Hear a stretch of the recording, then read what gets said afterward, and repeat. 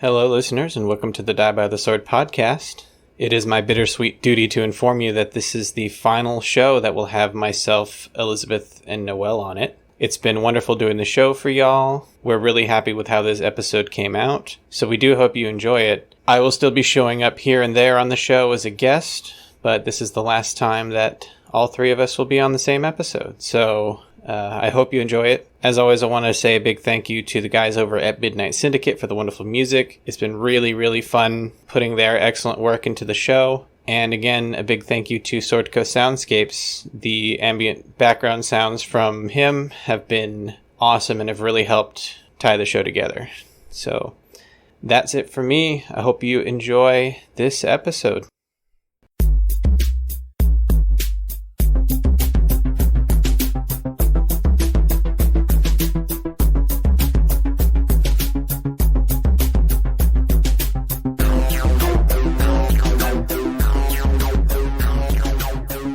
So, if you're a listener of this show, I assume you like fantasy, and It'd be a shame if you didn't. Really? Kind of purposeless. Otherwise, I think you might just be confused as to what you're listening to. Especially this far in. Right? I cannot recommend highly enough Terry Pratchett. If you have not read the author Terry Pratchett and his entire Discworld series, you're missing there's a huge void in your life you're not even aware of. I would agree. Totally. I've never read Terry Pratchett. You haven't? No, I know that the turtle is the turtle. Yes, the elephant. great Atuin. Atuan, sorry. So yeah, anyway, I could go on for hours about this, but for those of you who don't know who Terry Pratchett is, he was Neil Gaiman's BFF. They wrote Good Omens together, so if you've seen that, also a fine book. Amazon special. That one was good. That's where it came from. And he's just fabulous. And he writes, his whole Discworld series is a world that's like ours, but magical. So, slightly satirical, definitely a commentary on the world. But he does it from such a genuine place. Even when he's criticizing things, there's always hope at the end. And it's just very uplifting. So it's makes you think, makes you laugh. Also, just a good time. But the reason I bring it up is I've been thinking about it while we've been in Ustalav, and specifically in this castle, because his world has a Transylvania-esque area. I can't remember what it's called right now. Uberwald. And in Uberwald, that's where all the mad scientists hang out. They're just all over the place. And there is a union. There's a group of workers. There's a group of workers called the Igors. It's a family business. And they all have to make adjustments to themselves. And they, they take inheritance very seriously. So, if an Igor's he's got his father's eyes, he's literally got his father's eyes. Oh, no. Grandfather's hands and things like that. But so the Igors are a race, a family of helpers that help all these scientists. And Uberwald is known for having really great lightning. Super castles. Really good thunderstorms there all the time. And all the Igors have to walk with a limp and talk with a lisp at all times. It's a requirement for them. Yes, master. Exactly. And so it is just... They all have to have hunchbacks, too. Exactly. They all have to have hunchbacks, yeah. So, and then the lady Igors are Igorinas. Unlike the dwarfs, where the lady dwarfs and the men dwarfs, you really can't tell the difference. Yeah, the Igorinas, you can tell after you look a little bit closer. Yes. But it's just a wonderful series, and I've been thinking about the Igors right now. Do they have two humps? They can, but they What hump? They what's also it's they don't judge, whatever their masters are working on. It's it's everyone's got their hobbies. So they're the healers in this series too. They're they can do anything. They're really good at stitching. Yes.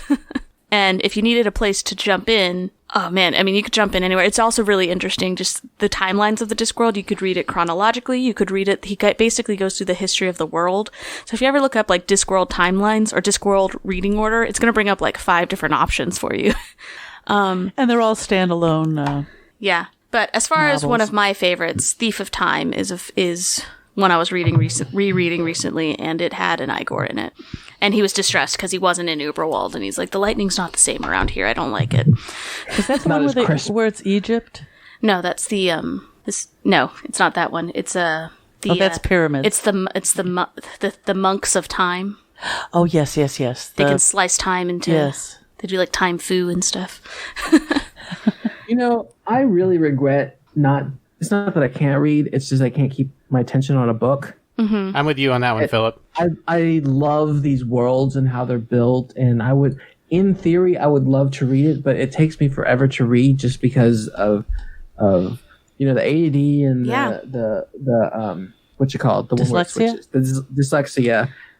Reading is kind of a slog for me, even though I love all of those worlds. How about audiobooks? Because Richard listens to a lot. Yeah, my issue is I really easy slip into this mode where my eyes are scanning the print and my brain is thinking about something else instead of actually reading what my eyes are scanning. But audiobooks work really well for me. Yeah, no, I like audiobooks.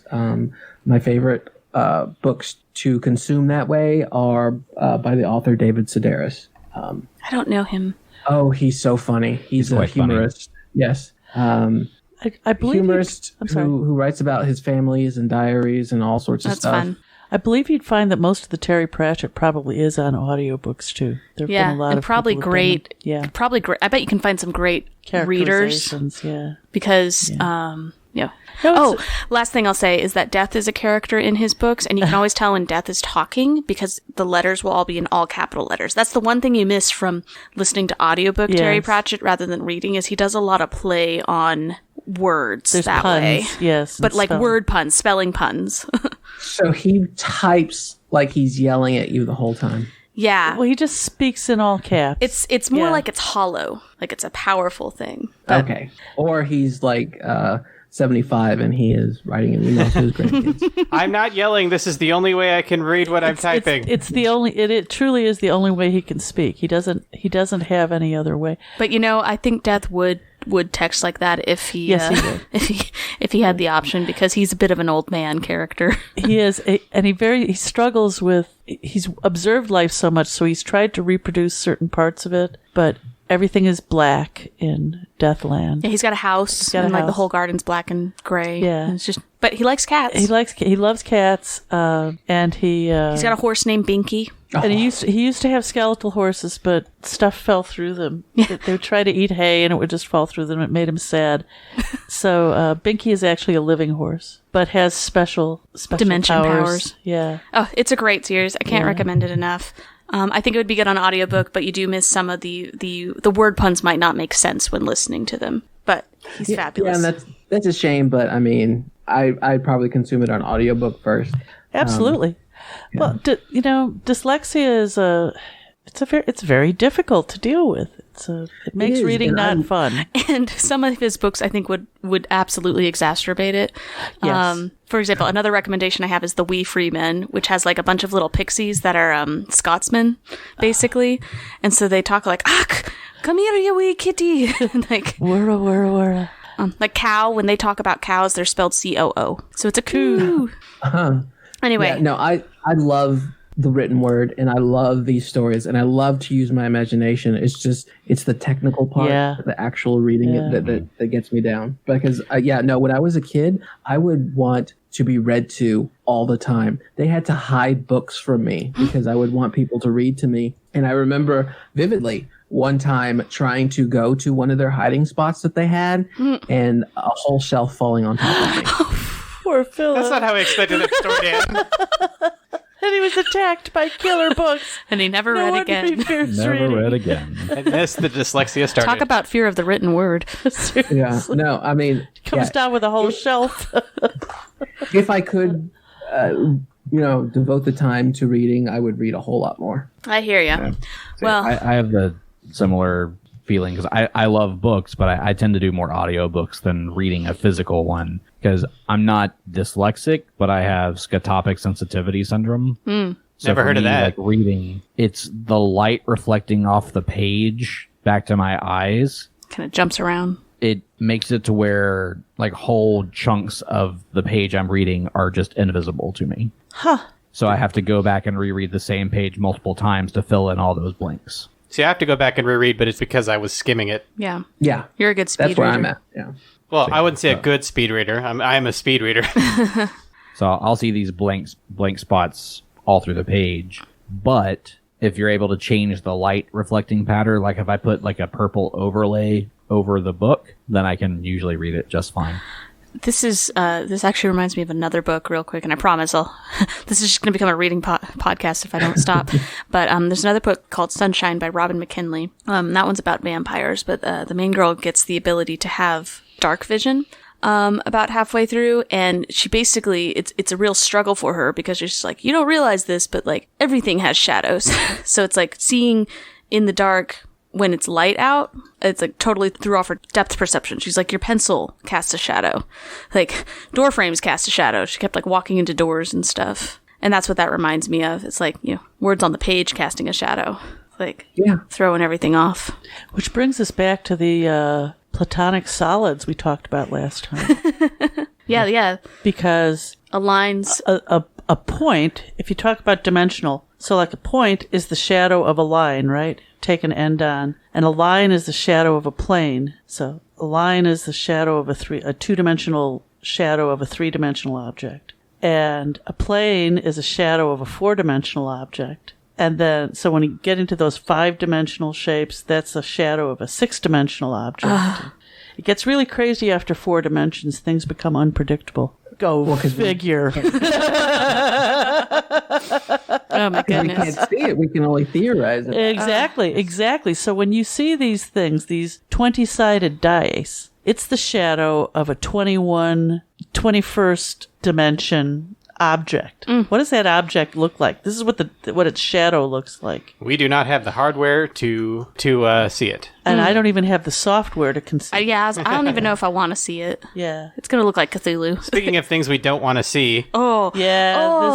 This is pretty much a we're choker, here. choker, cloaker, midnight toker, jewel, at a cap. That was a good joke last time, Philip. Yeah. Thank you. I've been singing that song the entire time since we last met. Oh, speaking of seeing things, I have a concern. You did not describe Horus in your description of the room. That's true. Yeah, because he's not there. We were lied to. Damn little pixie. We haven't rolled a perception yet. We'll see. Maybe he has a potion of invisibility. That's true. He might. He might. He can't drink potions. That was part of our evidence in the trial. Oh, I forgot. He also can't That's why I'm not a lawyer. He also can't be the target of magic spells, so...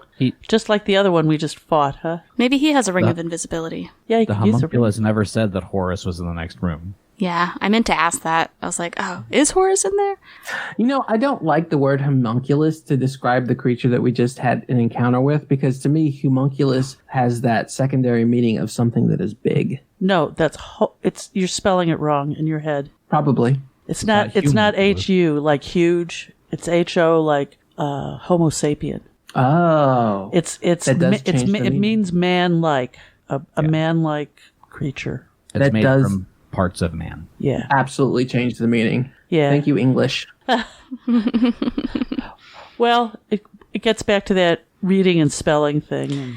Even though Horus isn't in this room, I still think it's a good idea to run to the machine and get it ready to go. Well, I'm thinking now that's how we're supposed to get him here, is we have to go activate the machine. Because then it makes the connection. Yes. Yeah.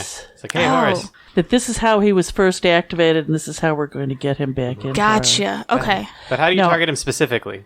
So, let's find out. Where are we again? Who's invisible and what else? Roderick and Vivian are both invisible, I think. Yes. And we found some other potions, right? Mm-hmm. So you're all buffed up. I'm all buffed up because I've taken a bull strength. And you have aid, which gave you that 8 extra hit point. And then everyone else has bless, which gives them a +1 to attack, which you also have from your aid. And Roderick has shield of faith. So Gary, let me ask you about this creature real quick, Mr. Promethean here. Mm-hmm. So he's made from these other creatures, and I'm really sure I know the answer to this, but I just don't want to know. Does it seem like he's got the abilities of all of them? Are we even going to be able to roll on this, bro? Knowledge-wise? It would be, because he's a construct, it would be the knowledge arcana. Okay. Job to not fuck up this time. Roderick. It's like anytime I need to roll a knowledge arcana on a creature, it's a natural 4. Yeah. Okay, so that's good to know, because that's what I'm curious as to how much, how many personality traits he's taken on from all of these. And how many times he can hit you in a round. I mean, how many... I don't even want to know that. How many attacks can he take? That's what I want to know.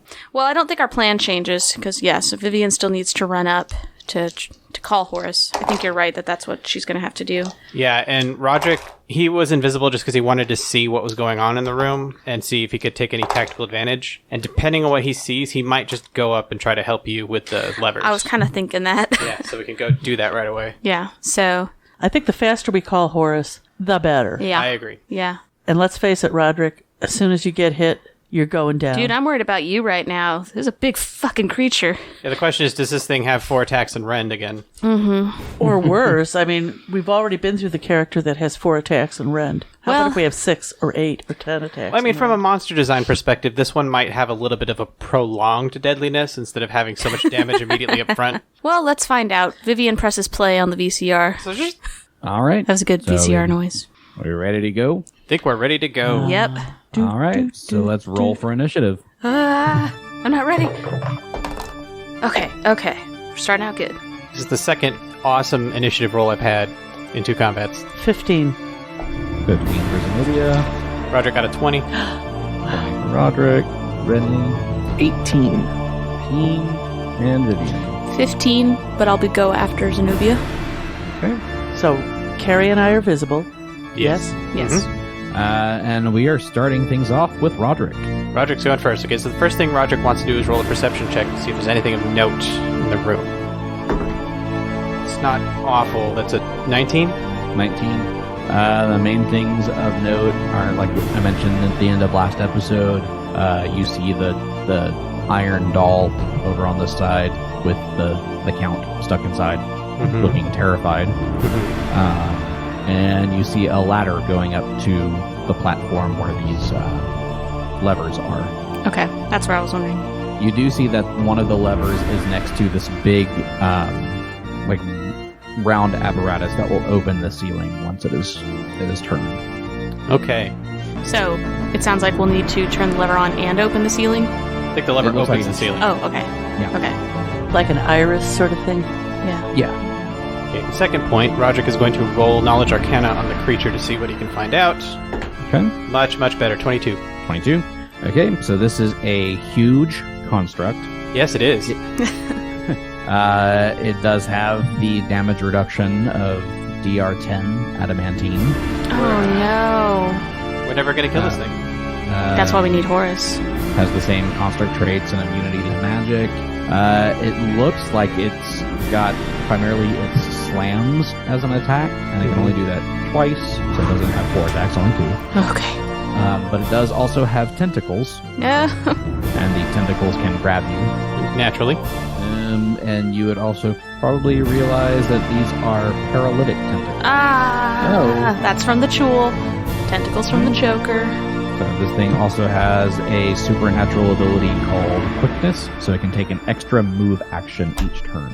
Gary, I'm not okay with this. This is straight from the book. I'm worried, guys. Oh, shoot. Oh, Zenobia's worried. gonna die. One other thing I did forget to mention on your perception check, next to the bell jar with the human woman inside, there is a wand sitting on a shelf. Is it a wand of turn your weapon adamantine? No. Renly should go for that. Okay, so, Do you share that information? So Roderick, he's feeling very stressed right now, this DR10. So even though he's invisible, he shouts it out. This thing's hide is very, very tough. Renly, we need your boost again. So he's looking at that wand, and he's hoping the wand is going to be of some help. So his move is going to be move 5, 15, 20, 25, 30, over to the glass jar and the shelf with the wand. As a swift action, he's going to give his sword the +2, and then as his standard action, he's going to cast Detect Magic so he can roll a spellcraft on the wand and find out what it does. Okay. Good roll, it's a 26. This is a wand of Speak with the Dead. Oh. That doesn't help us at all. 31 charges remaining. Well, we wouldn't know if you didn't check. It says, the wand is useless. Unless she's dead and you want to speak to her. She won't let us kill the thing. Or we can speak to each part of the monster. Or can speak to Zenobia after she gets killed. Yeah, use it that way. So he yells, Vivian, go up and, actually he says, well, it's tough though, because we need Vivian to heal too. What if we send Renly flying up to go pull the levers? I can do that, but remember, I have to can be do there, that. don't I? I have to be there, don't I, to be in control? He'd be in control. We're just trying to get Horus here. Okay. But you could take control from me, right? Okay. So Roderick yells, Carrie, I think you should go pull the levers. Vivian, keep us alive. And that's the end of his turn. All right. And it is Renly's turn. So what Carrie is going to do on her turn is immediately start singing. She is going to buff everyone's weapon with flaming again. Yes. Carrie is going to start singing and flying and start making her way to the ladder. So she'll end up right in front of where Vivian is, but a little higher in the air. Okay. All right. And how far can you fly at one time? 20 feet. Okay. All right. So you can't quite make it there this round. You got 10 more feet to go. Right. One step closer. So the little circles that I just added to the map kind of makes a triangle shape. Those are the two on the southern part near the ladder are where the levers are.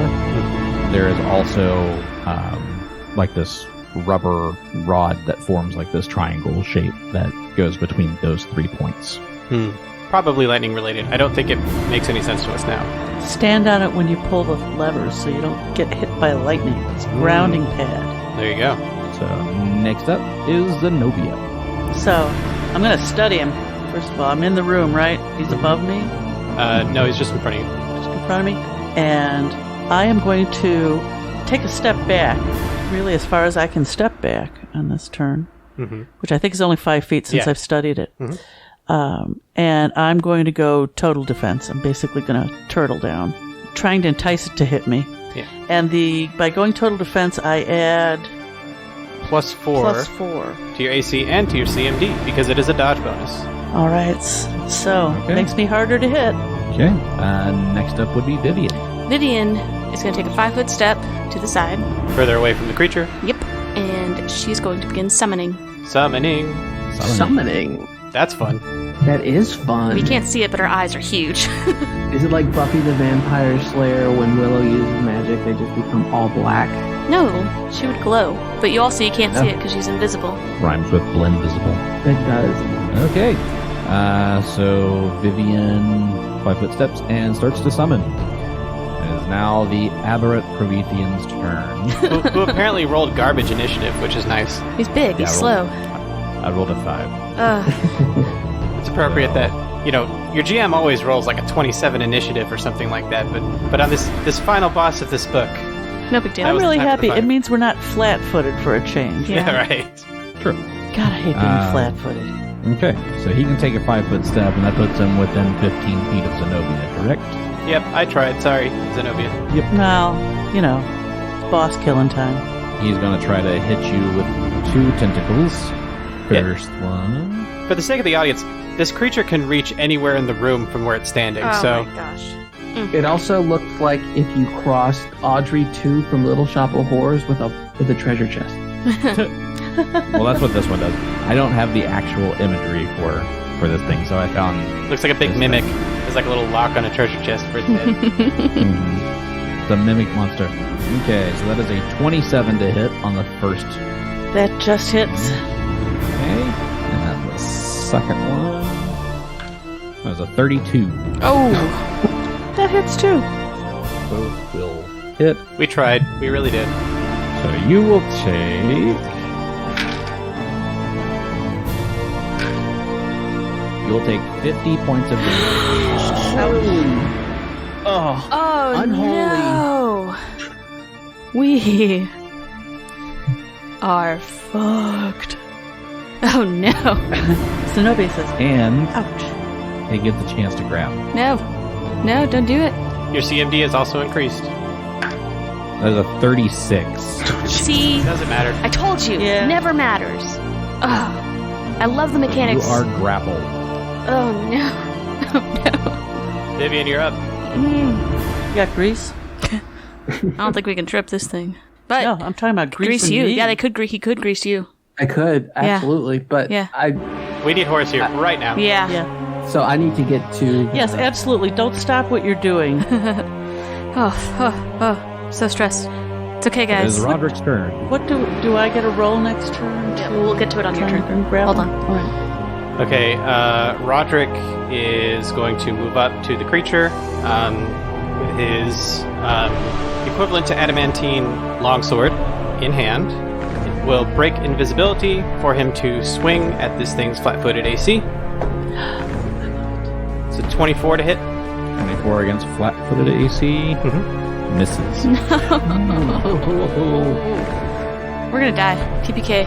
Yep. Oh, well. Oh, God. It's been a glorious adventure. What a way to end it, right? Sorry, we tried. Keep going, Renly. Keep going. Yeah. If you hit a wall, you can spider climb. Can Renly get to the lever in this turn? Yes, From you where can. he's at, then he's going to get to the lever.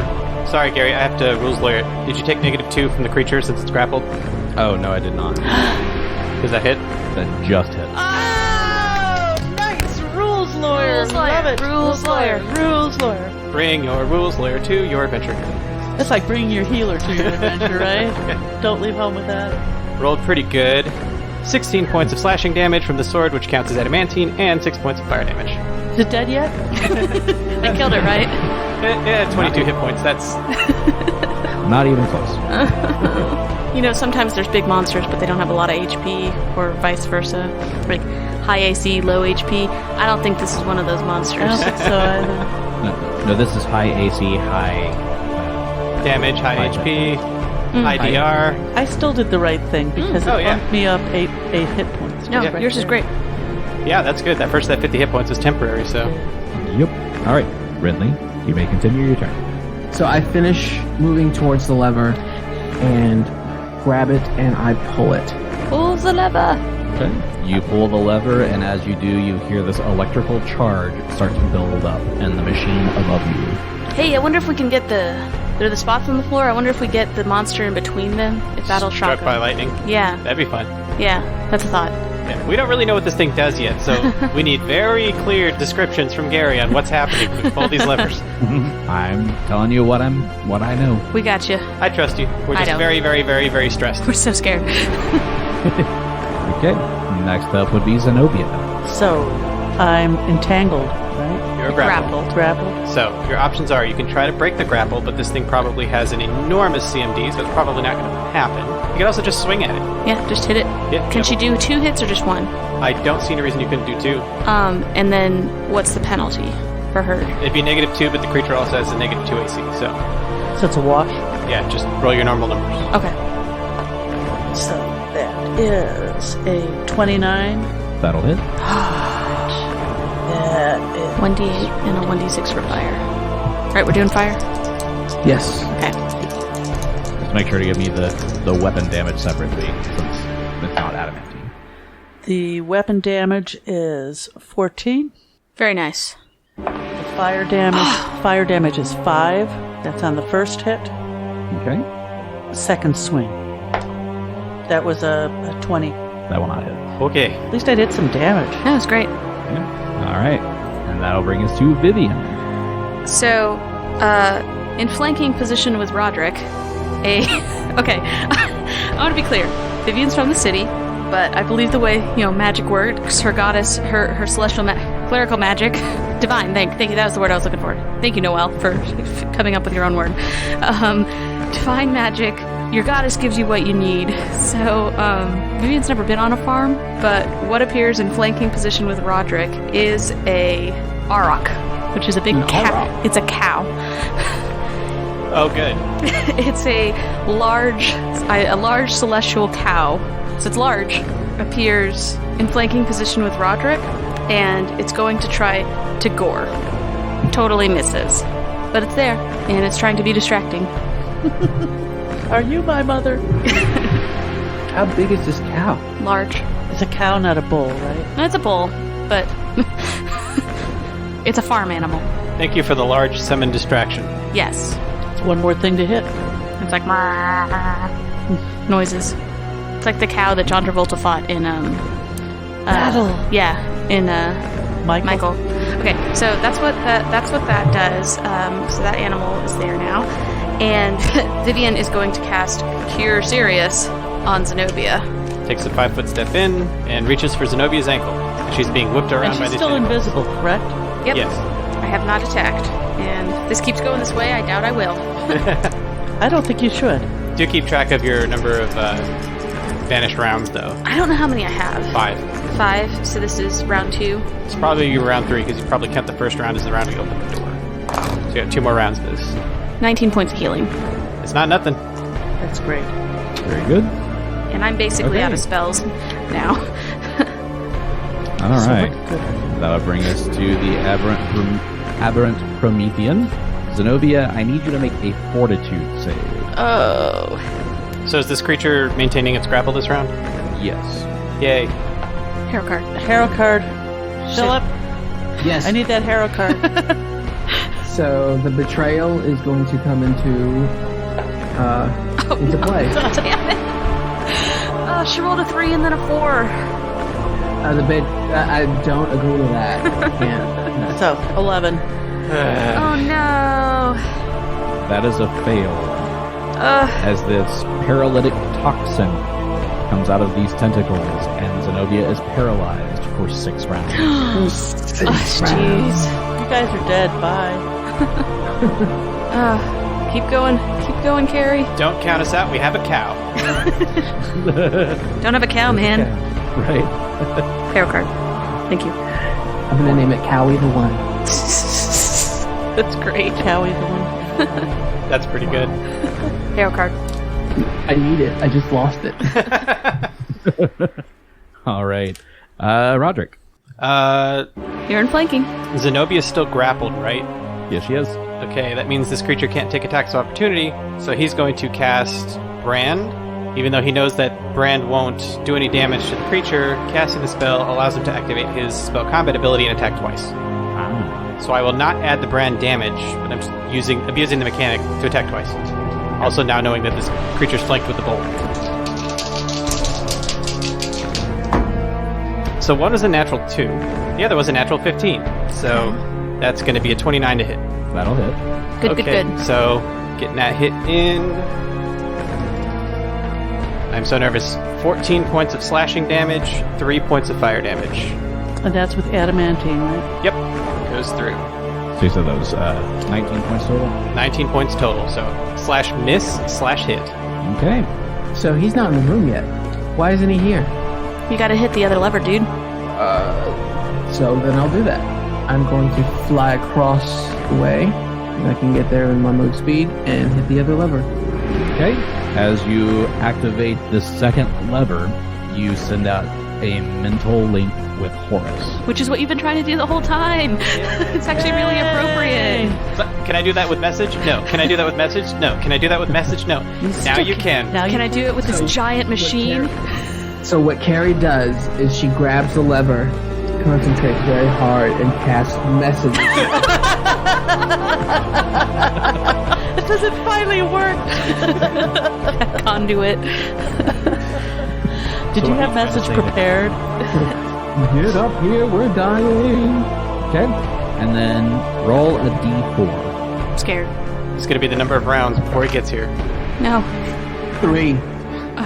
Thanks, So Bill. you will get here in 3 rounds. I should have fudged it. I should have. Should have lied, Philip. What's the use of quarantine if we can't lie? Well, we're not going to We're survive. going to be dead in 3 rounds. Yeah, we're not going to survive 3 rounds, so it's fine. We got a bull, man. It's fine. Zenobia's gonna die, though. Yeah, I'm going to die. Yeah, I think now that Renly's got that handled, he needs to come back down and just be a target option for the creature. Yeah. We don't disagree, but I at the don't same want to. time, I want to live. Tough choice. Tough choice. We have a cow, guys. We're good. We got it. You also notice, now that it has been around since the Stormcaller has been activated, that lightning bolts start shooting down into the room. Get to the... Safe space. Yep. Stand next to Rubber. Okay. That brings us to Zenobia, who is paralyzed. 1 of 6 rounds. Can I roll a knowledge nature or something like that to be able to predict what the lightning's going to do? Maybe on your turn. Nobody always told me. I mean, fair. It's more kind of like an arcane type thing. Okay, well, he has that too. Can I roll that? On my turn. On your turn.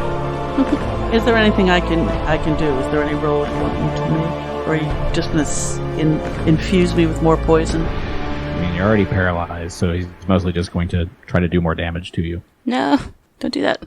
Unless someone can make him drop you. I'm doing my best. All right, that brings us to Vivian. Vivian is going to... she's going to cast Cure Light Wounds on Zenobia. Just, 8 points of healing. You could have fudged it. I could have fudged it. And then, Mr. Bull, Mr. Arak, is going to try to gore. I could fudge it. Don't. If it's not a really high roll, it's a miss. Yeah, it wasn't. Yeah, I just wanted to Cure Light Wounds because that was my last spell. First level spell. Get that out of the way. Okay. And I'm still... I'm actually pretty good hit point wise. For now. At this point. Yeah, let's see how you are in a minute. I know. Let's see how you are in 6 seconds. Alright, and she's gonna hang tight with where she is. Still invisible for another round, right? Yep. Mm-hmm. One more round. Okay. So next up is the Aberrant Promethean. You're so casual about this, Gary. He's not dying. Mm-hmm. It's like I finally get to hit Zenobia. It only took this monstrosity. Zenobia automatically takes 13 points of damage from being in the tentacles. Sounds like constriction to me. Actually, that was just the automatic damage from being around the poison. It still has constrict, too, which does more damage. Oh no. Damn. So he's going to try to maintain the grapple. Try, he says. With a 39. Shut up, Gary. Pretty successful. On the paralyzed person. Yeah. You don't have your dex or dodge bonuses to CMD, so... I really think, like... Doesn't matter. Just tell us if it's a natural 1, Gary. And that is 24 points of damage on the constrict. How you doing now? I am still alive. I am at 23 hit points. No. She needs a channel. She can't do another round. Nope. That brings us back to Roderick. Creature still grappling Zenobia, so still can't take attacks of opportunity, so same move as before, 2 attacks. And both are a miss, a natural 9 and a natural 5. So I'm assuming a... Actually, no, hold on. A 23 won't hit, will it? No. Because of the grapple and because of the flank, that still hits. Oh, okay. Whew. Yay. Thank you, cow. I'm really happy about this cow. Saving our lives here. Okay, 13 points of slashing damage, 6 points of fire. Sword is still counting as adamantine. Okay, so Roderick doing some damage on this thing. Yeah, he's whirling and twirling, doing a bunch of flashy shit over there. I'm trying my best, Zenobia.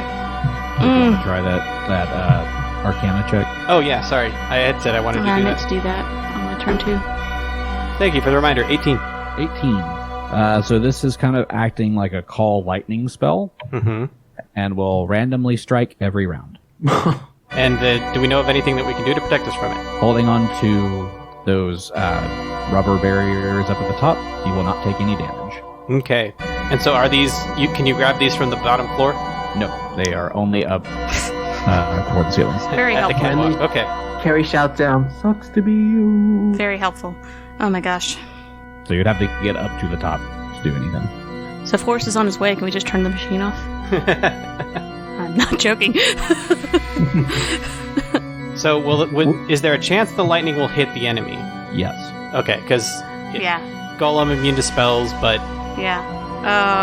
but this lightning coming from the machine wouldn't count. So Yeah, 'cause it's not a magical thing, it's just channeling through it. got it. Hurry up. Okay. I need to... I'm really stressed about Zenobia. It is now Renly's turn. 2 more rounds, and he will be here. So I'm going to fly just above Zenobia and Vivian and cast Grease on Zenobia. Ooh, good call. Excellent. And reading the spell, that is going to give her a +10 circumstance bonus to her CMD to avoid being grappled, or in this case, having the grapple maintained. I mean, it's still probably going to maintain, but it's something. Yeah. I mean, 10's a big number. Well, Have I lost any of my modifiers? Yes. Oh, yeah. CM? Oh yeah, oh yeah. lots. So, Dexterity and dodge at the We'll very just let least. Gary roll and see how Yeah. high it is. It'll Yeah. probably be high enough that it won't matter, but we'll find out. I But would it lasts for 5 minutes. I would so- also argue just the fact that it says if you try to use an object that's greased, You have to make a reflex save, so I would argue if the monster tries to move Zenobia, that's just my argument. I could pop out, yeah. That's my argument. That's fun, but I don't think that would work with the rules because it has a specific section for CMD. Shut up, Richard. You had your good rules lawyer moment. Zenobia is not an item.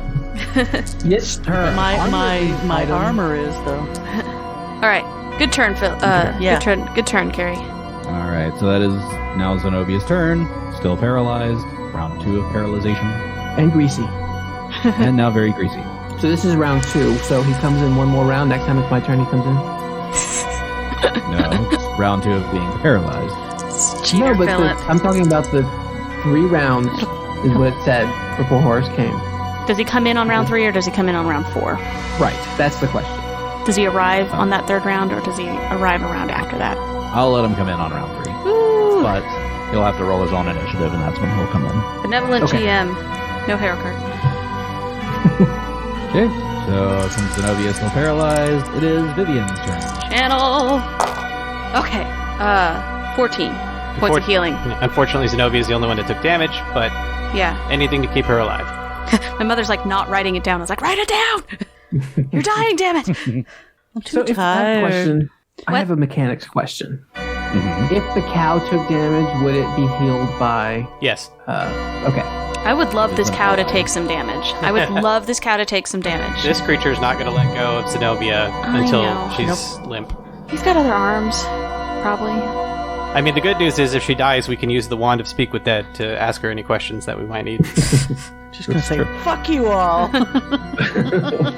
I'm not answering any questions. I hate being undead. Well, you're not No, you're not undead. You're just dead. I know, but that's You're what just Zenobia would brain say. dead. Zenobia would not be happy to be an undead. But you wouldn't be undead. You would just be dead. We would just be talking. Well, to then you couldn't speak to him. Yeah, no, that's not how the spell works. This is. We'll talk about this after you die. Okay. We'll talk to you about it after you die. Technically, I think it is like a temporary undead state, so Maybe. she's right. Fair enough. Uh-huh. All right. It's Vivian's turn. Done. I don't know all the Vivian's rules. turn. I know some of the rules. And that brings us to the Aberrant Promethean's turn. Once again, Zenobia will automatically take damage from being in the tentacles. Oh, and Vivian became visible. Oh, wait, I'm sorry. My bull didn't get to go. I'll go after you do your thing. Okay. So it's 13 points of damage from the tentacles themselves, just being in them. And then rolling once again to maintain the grapple. That would be a 54. Yeah. But there's grace. But I did. It doesn't matter.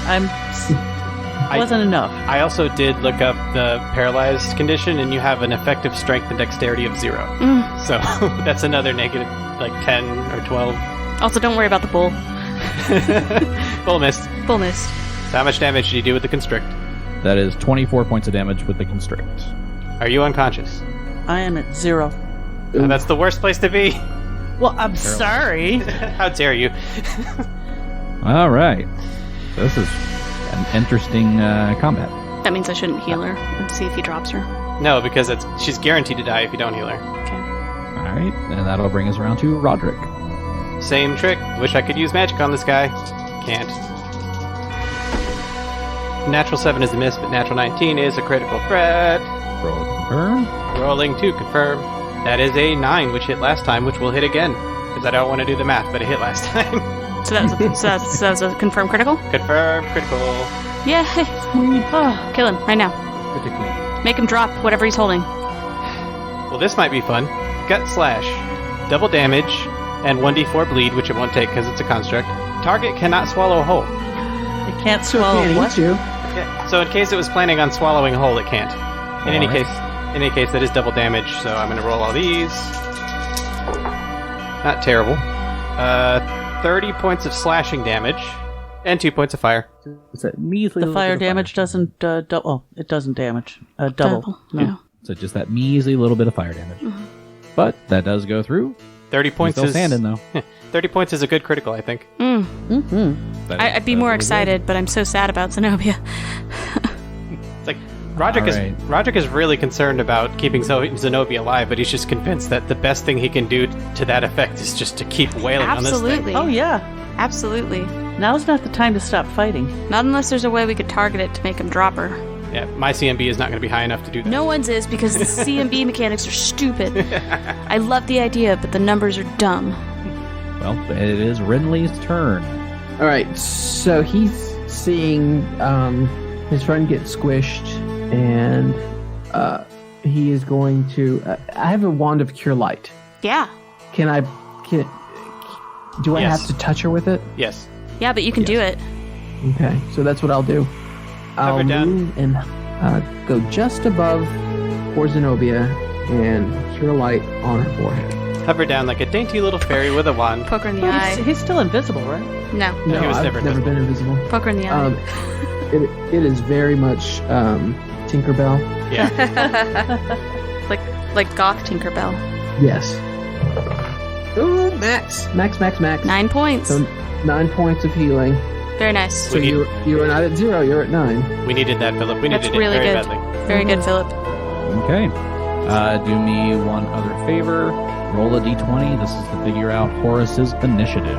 Horus! I did send you Horus's stat sheet, so you should see his initiative bonus. You absolutely sent that to me. Absolutely. I got it, Philip. We'll all find it, Philip. I'm paralyzed, but I can Initiative is -1. Oh, well, then it's a 3. So he goes very last. But I think we agreed I'm controlling Horus. You're controlling him. Zenobia's dice are his dice. Yeah. It's like we're It's a all team controlling a bit of him. I mean, to be fair, I've been rolling better than Zenobia this combat. Too true. So That's is this very like true. is this like the episode of Buffy where they all are part of Buffy fighting Adam? Yes. Yeah. No. Yeah. Richard is definitely the brain. Zenobia, if she was unparalyzed, would be the hands. Vivian is the heart. Mm-hmm. Go And planet. then- yeah. And then I don't know what Renly would be. He'd be the Xander. Cheerleader. The Cheerleader. Zeppo. He'd be the Zeppo. Okay. So how many people are currently in the room besides Horus? Because he will burst into the room. 1, 2, 3, 4, 5, 6. So this is to determine where the lightning bolt hits. Ooh. I'm even going to use the digital dice over here on the chat, just so you guys can see who it goes after. So who's designated as which number? Okay, we'll do 1 is the cow, 2 Zenobia, 3 Vivian, 4 Renly, 5 Roderick, 6 the monster. Don't you roll a fucking 2. We'll be very upset. 5. So Roderick. Roderick. I was like, odds are Roderick. He always gives you an odd number, and odds are always Roderick. I'm okay with this. Well, let's see if the well, in this case, you get to make a reflex save Mm-hmm. for half damage. I think I made it. 16? Just makes it. Yeah! That's all we get. We get close counts in this. Horseshoes and hand grenades. And Pathfinder. And Pathfinder. So since you take half, you will only take 5 points of damage. Oh my gosh. Man, I was so much more scared by that. Still annoying. Not good. Is annoying. Okay. So now it is Zenobia, third round of being paralyzed. What's Zenobia thinking about while she's paralyzed? It's kind of relaxing to not have to do all the hitting. Is she impressed with Roderick? Yeah, she's very happy with Roderick's blossoming. Is she mad that I made you greasy? No, she's very relieved. She understands why. And that means that the tentacles don't directly contact her. So it makes her happy. Okay, that'll bring us back to Vivian. All right, Gary. I think Macau might have done it this time. 24? 24 will hit. Gore! Moo. So, and that was not without the flanking. Or that was without the flanking. Okay. Right, now I have to look up the damage because I didn't get that far. 1d8 plus 9. Hold on. I just think we kind of skipped over the fact that Roderick just got struck by lightning. Oh, I'm sorry. It just seemed like such a Roderick thing to do. It's like, of course he did. It's kind of smoky, smoke coming up off of his head. He's got the big sword. It was up in the air. He was we were all relieved that he made the save. Yes. Tried to 13 have his 13 points of damage. Not adamantine, so 3. Yeah. So there. No, Is that celestial horns are made of adamantine. I can't Didn't believe you you don't know? know that. Pretty sure. And I can't believe you didn't know that. do you get flanking damage too? There's no flanking damage, Mom. You're the only person only who can helps sneak Oh, I'm the only one that helps. Okay, never mind. Why doesn't everybody get flanking damage? We should just play a whole party of rogues so you stop being confused. Oh, good cow. I'm so happy. Yes. I think that was the 4th round of cow. And then healing for 12 points. And that'll get both Roderick and Zenobia. Roderick is topped off. So our strategy right now is just to let this thing play with its toy Zenobia. I mean, the cow's really trying to distract it. And maybe now that it's hit, it did. Said some rude things. You know, this is very much a World of Warcraft MMO boss battle. Is the creature's just doing a bunch of damage to one target, and one person is healing that one target, and everyone else is just doing everything they can to kill it. And the cow's saying some, like, rude cow cuss words. They don't do that in World of Warcraft. It's like, eat more chicken. Move. Yeah, move. That's a good one. You know, eat more chicken now loses its meaning. Before it was cute. Now it feels like a regular curse. Every time I see it, I'm like, oh, can they say that on Billboard? Yeah, it's like that's all we have left because all the meat packet processing is closed. So. Eat more eggs. And that's my All right. turn. Very good. Brings us to the aberrant Promethean's turn. Zenobia takes another 14 points of damage from the tentacles.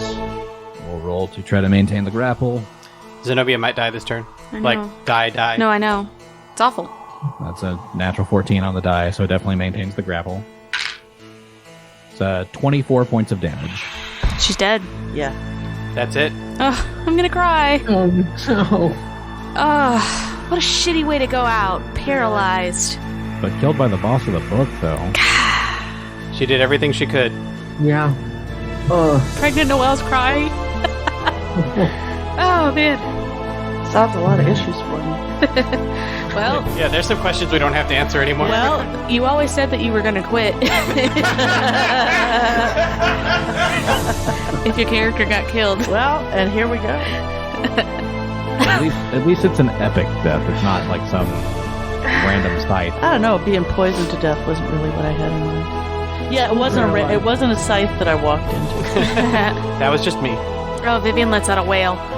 But the creature does drop Zenobia with that. And turns to the cow. And at this point, Horus comes bursting through the door. 1 round late, Horus. Damn it. Ah. Good news, you get to play Horus. Well, and let's not forget, there's a mad scientist locked up in a statue. Who knows what they can do? Vivian seems Zenobia seems really pro being brought back to life. Now. I mean, it's like her opposite stance before. Right? It's like, I was against it until just now. I love the undead. Okay. So Horus bursts through. Horus bursts through the door, and you guys are controlling Horus. So Richard, Horus, what timing? it sucks. Where, father? I think he's in the statue immediately behind me. Who did so? Probably this thing. Can you help us kill it? It's hurt and killed Zenobia. Please help us. I will kill it with everything I have. I was hoping you'd say that. So what does Horus do? So, Elizabeth, Horus has he can either attack with an ogre hook, which you get 3 attacks at decreasing to hit bonuses, and it does 2d8 plus 10 damage, or he can attack with 2 slams, which both have a plus 21 to hit. Actually, it'd be plus 23 because he's going to rage, and that'll do 2d8 plus 7 plus 1d6 electricity, which I think might be the better option for the slams, but I'll let you decide. I think the slams sound more effective. Okay. That's what killed you. killed me. Yeah. All right. Okay. So, if Horus is intent on walking up to this thing, he actually only needs to take a 5-foot step to get close enough, but actually doesn't need to because he's got reach. Look at that. Also needs to rage. Yes. So, from where Horus is standing, he has enough reach to punch this thing. So he's going to rage, which is going to give him an additional plus 2 to hit and damage, and it does some other things that I'm not going to look up.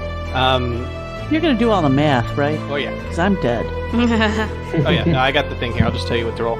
So, since he can reach from where he is, he's going to slam it twice, and you get a plus 23 to each hit.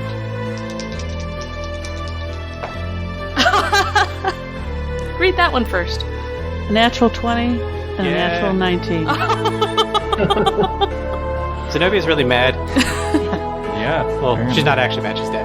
But So that's a 23 to each one. On top of that. I think they hit. yeah. Hit and a crit. Yeah. So roll to confirm the critical. 19. Just rolled a natural 19. Shit, Zenobia. It was too late once I was paralyzed. Oh yeah, no, it Okay. sucked. So, for your critical hit, it says shield smack. Double damage, and the target's shield is disarmed. Does the creature have any kind of a shield bonus to its AC, Gary? No, it does not. Okay, What well about just... the adamantine?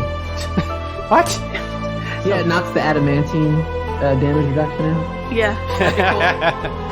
So, anyway, it's still double damage, which is what you want. So that is 4d8 plus 14 damage. 7, 10, 11, 16 on the dice. 16 plus 14 is 30 points of damage. It is not adamantine, Gary, so you want to subtract that 10. And then 1d6 electricity, because his punches are electric for some reason. 4. 4 points of electric damage. That was the critical punch. Mm-hmm. Now, for the non-critical punch, is 2d8 plus 7. And you could kill it on this hit. About time. And that's 6 points. Plus 7. Plus 7. 13. 13? Okay, so 3 points, and then roll the And electric. the punch? And the electric? 3. 3. Okay, so a total of 6, but that's something. Still alive. That was something. That was a really good turn from Horus. He's pissed. Telling him that this creature did it was a really good idea. All right. Roderick. All right. So you said this thing's looking weak, right? Yes. You have done a shit ton of damage on yourself. Okay, so he is not going to do the trick this time. He's just going to do his regular attack, just to do the chance to hit. Come on. Natural 16 plus 16 is a 32. That's a hit. Right? Is that a critical threat? No, 17 is a crit. Okay. I was really hoping it was 17. Right, that is 13 points of slashing damage and 1 point of fire. And it is dead. Oh, Ugh. Go ahead and describe how you kill this thing. So it just killed Zenobia. So Roderick, he's not losing focus. He's still on the task at hand, but you see tears starting to swell out of his eyes. And Horus rocks this thing, punching it twice. And Roderick takes that opportunity to make a final leap on top of it and stab it right behind its head and sort of like twist his sword, this +1 keen magical longsword that he's been in love with. And really, really torque it in and ride this thing to the ground as it dies. good I job, think Roderick. That also, in my imagination, even though it does nothing, Carrie is going to attack, but it doesn't. You know, it's like attacking a dead body or hitting like something it's just sorrow and rage and just everything it's useless, but it doesn't make her feel better, but it helps. It's cathartic. Yes, cathartic is a great word. Disperses your rage. This is how you're Yes. going to get rid of your rage. Yeah. And after Roderick kills the creature, he's almost certain Zenobia is dead just because of how crushed her body got on that last constriction with the tentacles. It's like twisted. But he's gonna go take a look anyway and try his healing hex to see if it does anything. And Vivian's already there, like, on her knees, wailing. I'm really crying. It's lame. No, it's not lame. I'm so pregnant. Well, it was a good death. It was a death that she would have been proud of. Just like, yeah. She would have been proud of it. pissed. Shoot. She would She have would been be proud so because mad she's right now. protecting and fighting. She'd be so mad about being paralyzed. Renly, I think Vivian's right. I think she would have been very, very pissed off. Well, I mean, isn't that her though? Yes. Yes. For a barbarian, she still had that bit of rage in her. Well, Horus, thank you for your help. It probably would have killed the rest of us without you. Could have showed up around earlier. It's Philip's. Renly. It's Philip's fault. Philip. My fault. I didn't lie. I'm sorry. That was a 1. I'm sorry, I was too far away. Well, let's get your father. Nobody else is going to die today. I so. guess you got to use the wand on me now, huh? Do you want us to resurrect you? That is the question. And the cow disappears. My question is there enough money to resurrect me? We've taken a lot of loot that we haven't turned in. There might have been if Roderick didn't spend all his money on a ring of protection and a +1 chain shirt. No, I'm talking about all the money in the house that we're going to take from this guy. Oh, yeah. No, we're going to loot the shit out of this place. Oh, no, wait, the guy's still alive in there. Well, let's ask him for Doesn't money. matter. He owes. To get a reward. He might know how to do it. Yeah, exactly. Let's not jump to conclusions. Let's Yes. talk to the guy in the statue. Vivian is... Before you kill him. So this was all out of character. This Yeah. was... Yeah. None of our characters said this. Yes, exactly. Vivian is remaining near Zenobia's body. She's, tending to her and just like saying, like, I'm sorry, I tried. You did everything you could, Vivian. Nobody could have done better than you did. And with that, Roderick stands up, sheathes the sword, and sort of starts walking over to the statue with the Count in it. Okay. And I'm assuming Horus is following with He is. He can't get too close to the adamantine because he doesn't like it. adamantine. Correct. So Roderick says, he kind of looks around and says, how do I get you out of this thing? And I guess I roll a perception. Yeah. It's a 20. 20. You can see the levers, the latches of where it closes to release him from this prison. All right, so Roderick very deliberately grabs the levers and starts opening the statue up. Okay. And he kind of collapses out of this. He's very weak and very frail. Probably malnourished. Thank you. Thank you very much for releasing me. What in the name of all the gods was that? That was an abomination that I regret ever creating. Yeah, I bet you do. And I'm going to roll a heal check to see if there's anything that can help with this physical condition. You're good. 6. I don't know anything. No. I was trapped inside this cage. I was trying to speak to my wife here, and these men in robes, I believe they called themselves the Whispering Way, trapped me inside and released this abomination upon me. Are there any other creatures like this? No, this was the only one like this I created. She is still controlling Horus, right? No. It was a one-round thing. You'd have to stay up near the machine. Oh, never mind. I would assume that you would have turned off the lightning machine by now. Oh, absolutely, we don't want. Yeah, we closed the ceiling. So, did the Whispering Way say anything to you? Why were they here? They wanted to use the bond slave thrall to control my boy here, and use him to steal the sea sage effigy, though I'm not sure why. So you know just as much as we do.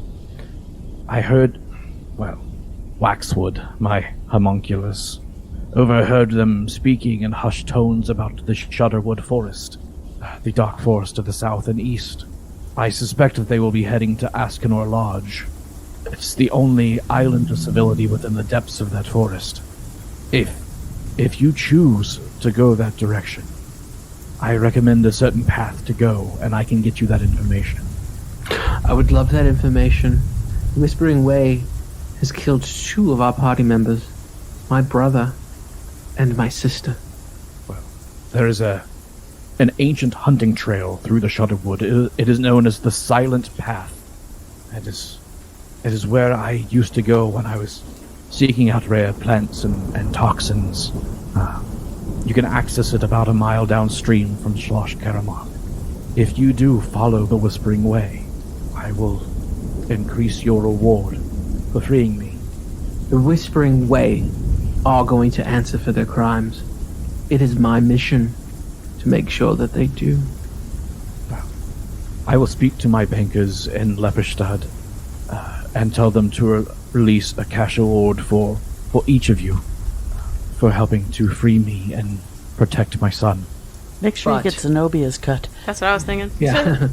Your son is very special, but he is your last born. Do you understand me? Yeah, Roderick is looking up at that device up at the top. He's like, I think you ought to destroy that. I believe you are correct. And I'm very sorry for your wife. I went a little mad after she and my son died. I tried to recreate them. Roderick wants to make sure this machine gets destroyed. He's like, so do we destroy it now? I think Horus would probably be very appropriate to help us with that. We can help however necessary to destroy this thing. Horus, as you call him, should not be controlled in this manner. I absolutely agree. Horus, would you do the honors? I will help my friends however I can. So grab that thing and crush it. I like crushing things. Thank you, Horus. So, Count Karamark? How did you create Horus to begin with? He's like no other construct I've ever seen. I created him as I created all of my other creations. I truly do not understand how he gained sentience. I can only guess that it was a gift from the gods to bring my son back. That's so creepy. Mm-hmm. So Roderick is dusting himself off. Well, I don't think lightning is going to strike twice, so I think it's best that you leave the rest of this at peace. Good lightning pun, Richard. I know, that was pretty good. I do ask that you please do not discuss the events of what have happened here. I fear my reputation is already diminished. I don't wish for it to be more so. Roderick looks at the broken machine up at the top. I think that satisfies me. Horus, you are a very good person, and the cruelties that have been done to you are undeserved. It has been nice to know you. What are you going to do now? I'm going to carry Zenobia back to the town because she bought me a suit and tried to keep these stupid socks off of me. He's still wearing the rubber ducky socks? No, he tore them off as soon as he could. He was insulted by the rubber ducky socks. Such a lie. I stay and help Father. I see you again. Yes, you certainly will, as long as we are still welcome. You are my best friends. You are welcome anytime. I'm glad that's your Horus. call, and not the Count's. Horus, it is my honor to be called your friend. At times I don't feel like I deserve the most purest friendship that you have given to us. I wish you nothing but happiness. And I you, friend. Can I cast... Hey, Richard. Mm-hmm. Can I cast Prestidigitation to engulf him in a stream of butterflies? Yes. So that's what I do. It's like this, you know those money grabs or ticket grab kind of thing where the money blows all over you. That's what happens. You see all these butterflies flying into the air. Then he freaks out and jumps off the side. So Roderick is I looking. would Sorry. imagine he tried to grab him and put him in his pockets, just like a money grab.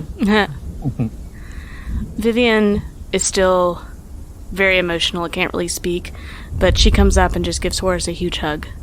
And, It'd have to be a huge hug, because he's so big. and says, Yeah. Remember that the love and beauty always comes from within, Horus. Would you teach me? I can do that, but I can't stay here. I understand. Can you cast message? Not unless I can see him. He also can't cast it on Horus, because Horus is immune to magic. It's not that great a spell, Renly. Yeah, but you can do it as many times as you like. That is pretty good. They're still not there. They're still not there. They're still not It's like there. a beeper. It's like trying to call your father. Yeah. What does Horus say to me? Because I can't say goodbye to him. Horus sees Zenobia's body lying there, and he's reminded once again of his friend Elsa, and he picks you up and holds you just like he held Elsa, and he says, Once again, too late to save friend. and his mouth turns up in that what looks like that grin that you know is him crying again. Roderick walks up and puts a hand, not on his shoulder because he's so tall, but as high as he can. He grabs him by the Same. balls. Carrie/Renly does the same thing. Vivian holds his hand. She liked you a lot. She did not like those socks, but she liked you a lot. She was I'm wrong about the sorry, socks. I'm sorry I was so late. It's okay, we blame Philip. You're right on time for the rest of us. Maybe she says hi to my mother now? And to Elsa. and Elsa. Into Thursko. Yeah. I mean, she knows who Elsa is. She already talked to her once. That's what Zenobia's going to do in the afterlife. She's going to be like a governess. She's going to whip those kids into shape. More like, I think the athletic director at Hogwarts. You know, the one who teaches them how to ride their brooms? Yeah. Madam Hooch. Yeah. Cool. Horus, there's one thing that I want you to know. Death is never the end. It starts us on a new journey. And just because we can't bring somebody back doesn't mean that we don't love them any less. Sometimes it's better to let them go. That includes my brother, who you didn't know, but he was very strong. Bringing it back. And it includes Zenobia here. Who's dead. Oh. Brave warrior. This brave warrior. Brave, dead warrior. And it also includes Elsa, your best friend. And unfortunately, it also includes your mother. Now it includes you. Slits his throat. Sorry. But he doesn't bleed, and it's not adamantine, so it's dirty damage. And it's not that we don't want them back. It's that sometimes it's appropriate to say goodbye. Do you understand? I think so. Now it's time for us to say goodbye as well. Yes, so... Sorry to talk raw logistics, but I think Vivian and I should carry Zenobia's body down so we can inter her properly. And Horus, I believe your father needs help getting down. He does not seem to be strong enough to make his way down on his own. I will help. Yeah, so if you could lead the way, because we don't know where we're going. Also, Horus, you wanted to learn. I will be in contact with you, but I have to take care of this right now. I understand. Very well, let us leave this horrid place. That's his house, dude. I stand by. So no. I think that you Horus and his father go out first, followed by Vivian and Roderick. And Vivian and Roderick carrying Zenobia. And then as we are about to close the door, Carrie casts one last spell of ear-piercing scream to shatter the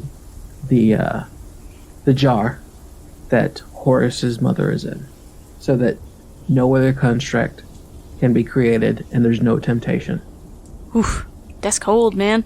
She's a stone cold bitch. And then Renly just blames it on Carrie.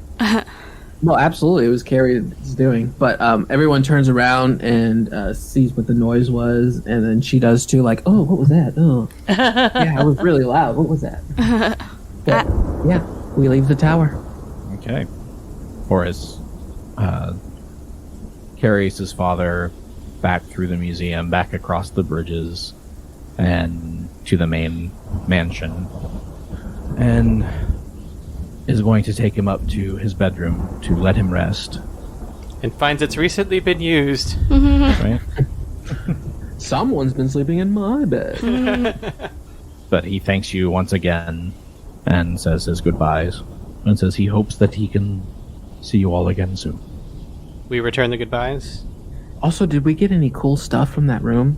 I think we took the pin, but that was it. We left the money. You know, I kind of quietly put the goat statues back. We just put it on a different table. Like, I don't know where this set came from. like, how did this end up here? So we leave Horus. We say goodbye to the nice automaton who told us to wait in the dining room. 1,000,000 times. As they're walking out the front door and walking across the bridge, Vivian begins to sing a dirge for Zenobia, her family song that she learned about the warriors of the past. Carrie joins.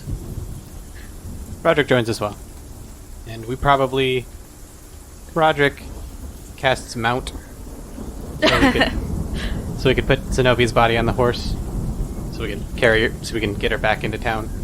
And as they're walking back into town, or like the road back into town, once the music has stopped, Vivian's walking beside Roderick, and she just says, I can't do this anymore. I'm not surprised.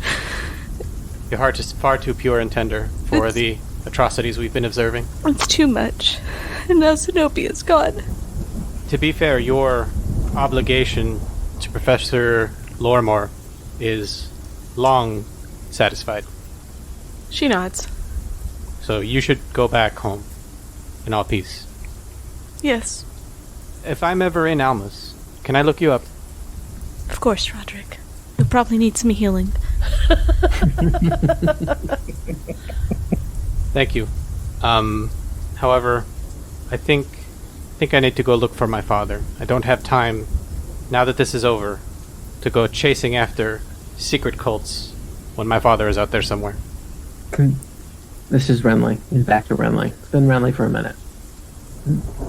I guess this is goodbye. I have to find that cult. I have to. Whether it's on my own or with somebody else. They've caused too much destruction to be allowed to exist. They have, Renly. And I don't blame you. And I would join you, but I must find my father. No, journeys cross and end all the time. It's understandable. You have your own fight, I have mine. Vivian has her own path as well. I just wish we didn't have to part ways on such a somber occasion. Likewise. But perhaps our paths will cross again. Perhaps.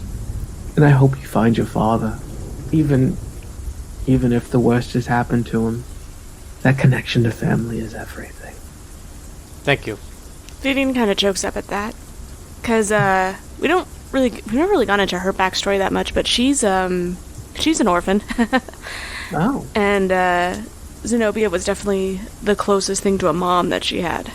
And she didn't even realize that she was missing that element until it was gone.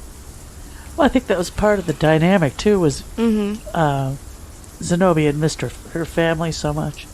It's another reason it's okay that she died. Mm-hmm. Yeah. She didn't have anybody else? She'd been dead for years. Wow, yeah. So, and certainly we do a proper burial. Not in Lepidstadt. Not in Lepidstadt. She hates that city. So we're saying our Can we goodbyes. go back to Ravengrove? Because that's where, that's where her last charge was. We bury her under... We bury her under... Ravengrove. Are you going to take me back to Harrowstone? No. No, I'm going to bury you under Tex and Edna's shop. Or you could taxidermy me and put me at Tex and Edna's shop.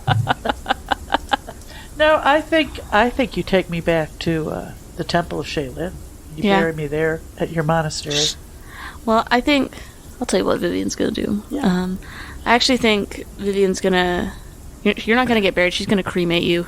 Make sure you can't come back. Yes, because you knew how much I hated the undead. And the last thing she'd want is some random necromancer coming by her grave, like, oh, she looks like she was a powerful warrior. Let's summon her as a skeletal champion. I think actually what she's gonna do is Viking. She's gonna Viking burial, like burn you. But then I think she's actually gonna take the ashes back with her and spread them in the ocean, because she does think she probably never seen an ocean and would think it'd be really cool. I like that. Like new land to explore, something cool and new. Yeah, so Roderick agrees. He helps you get Zenobia's body cremated. Renly at the end, you go off to do that, but he is going back to Ravengrove. Yeah. He needs to pick something up from the smithy. This spiffy smithy. An adamantine weapon. First of all, you guys get all my money. I would like to suggest that we're on a river right now, right? I have no idea. We're close to one, yeah. Yeah.